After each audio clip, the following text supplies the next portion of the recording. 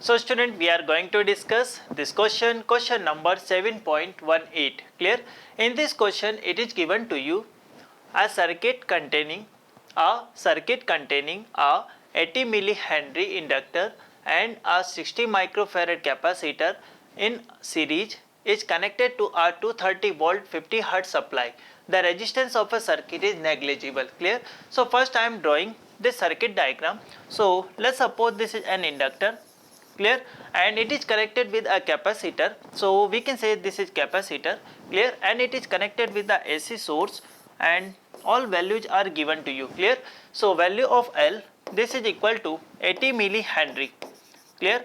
This is 80 millihenry. And what about capacitance? Capacitance value is given 60 microfarad. Clear to you? Yes. So now it is connected with our 230 volt and 50 hertz supply. So we can say this is 230 volt and we have we can say VRMS is 230 volt and frequency is 50 hertz. Clear? Now resistance of this circuit is negligible, means value of resistance is 0. We have to take 0.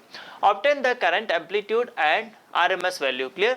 So first of all, we have to find current amplitude. Current amplitude means maximum value of current. Clear? And we have to find RMS value, means IRMS. Clear? So for IRMS, first of all, if I write for number A, IRMS is actually given by VRMS divided by, we can say this is impedance capital Z. Clear? Now impedance is given by, now we can say this is equal to VRMS divided by, what about capital Z?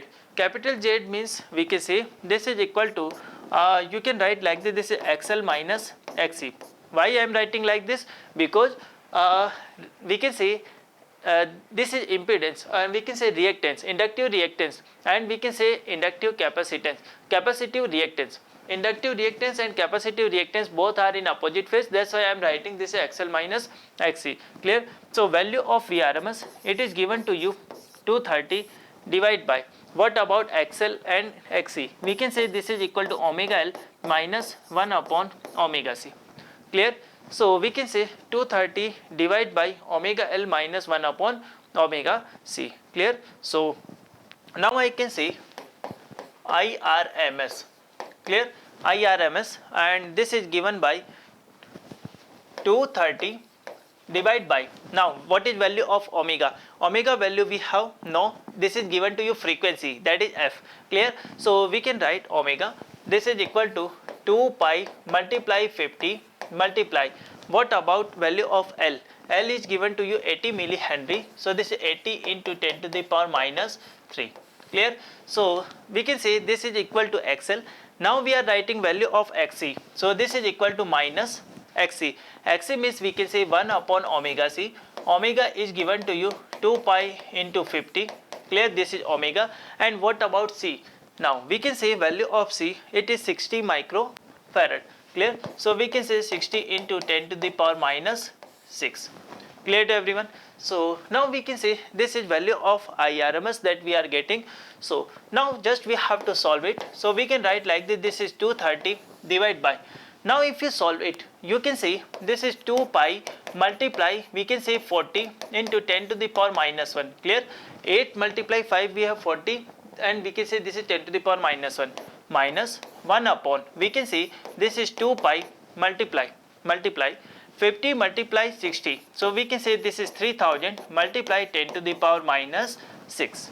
Clear? So now I can say this should be equal to 230 divided by. Clear? Now if you solve it, you can say this is equal to 8 pi minus 1 upon, we can say this is 6 pi into 10 to the power minus 3. Clear to everyone? So you can also write like this, this is equal to 230 divided by 8 pi. 8 pi means we can say this is 8 into 3.14. Clear? So near about you will get this value 25.13 minus 1 upon 6 pi, or you can say 1000 upon 6 pi. 1000 upon 6 pi you will get this is 53.05 near about. Clear? Now if you solve it, clear, if you solve it you will find 230 divided by something. Clear? So we can say this is equal to 230 divided by, now I can say this is 2. Clear? And 9 minus 1, this is 8. Clear? This is 2. I can say this is 7. Now we have 4 and this is 27.82. Clear? So if you divide, definitely you will find value of current in terms of RMS. Clear? So this value you will get near about 8.24 ampere. Clear to everyone? Yes or no? Yes. So this is all about IRMS. But what is our objective in this question? Our objective in this question is to find value of current amplitude and RMS. RMS we have calculated. Now we are going to find I naught. I naught is given by IRMS multiply under root of 2. Clear? Value of IRMS. You are getting this is 8.24. So 8.24 multiply under root of 2.